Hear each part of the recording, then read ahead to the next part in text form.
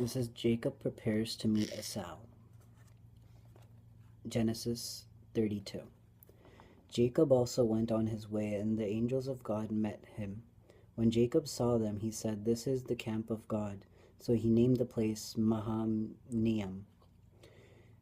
Jacob sent messengers ahead of him to his brothers Esau in the land of Seir, the country of Edom. He instructed them, "This is what you are to say to your master, Esau.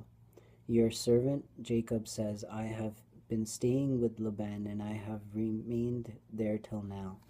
I have cattle and donkeys, sheep and goats, and menservants and maidservants. Now I am sending this message to my lord, that I may find favor in your eyes." When the messengers returned to Jacob, they said, We went to your brother Esau, and now he is coming to meet you, and 400 men are with him. In great fear and distress, Jacob divided the people who were with him into two groups, and the flocks and the herds and the camels as well. He thought, "If Esau comes and attacks one group, the group that is left may escape." Then Jacob prayed, "O God of my father Abraham, God of my father Isaac, O Lord, who said to me, 'Go back to your country and your relatives, and I will make you prosper.' I am unworthy of all the kindness and faithfulness you have shown your servant.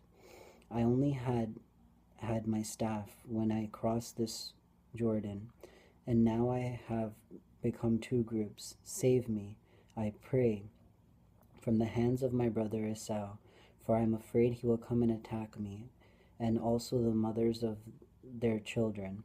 But you have said, 'I will surely make you prosper, and I will make you descendants like the sand of the sea, which cannot be counted.'" He spent the night there, and from what he had with him he selected a gift from his brother Esau: 200 female goats and 20 male goats, 200 ewes and 20 rams, 30 female camels and with their young, 40 cows and 10 bulls, 20 female donkeys, 10 male donkeys.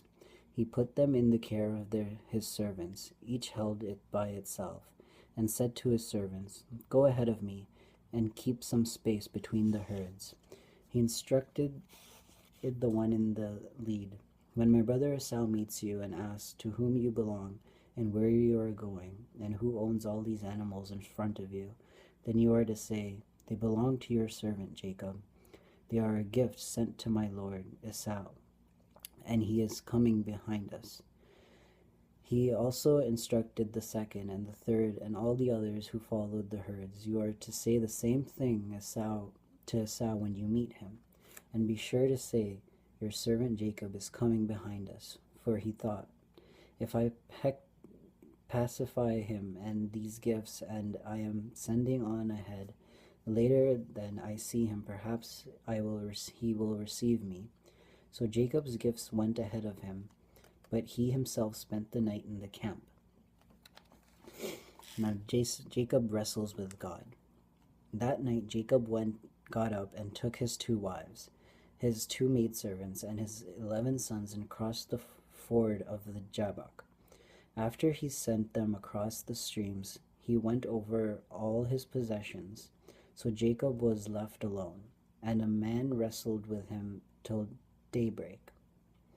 When the man saw that he could not overpower him, he touched the sockets of Jacob's hips, so that his hip was wrenched, and he wrestled with the man. When the man said, "Let me go, for it is daybreak," and Jacob replied, "I will not let you go unless you bless me." The man asked him, "What is your name?" "Jacob," he answered. Then the man said, "Your name will no longer be Jacob, but Israel, because you have struggled with God and with men, and have overcome."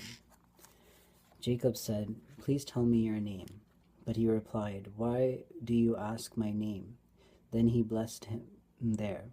So Jacob called the place Peniel, saying that it is because I saw God face to face, and yet my life was spared.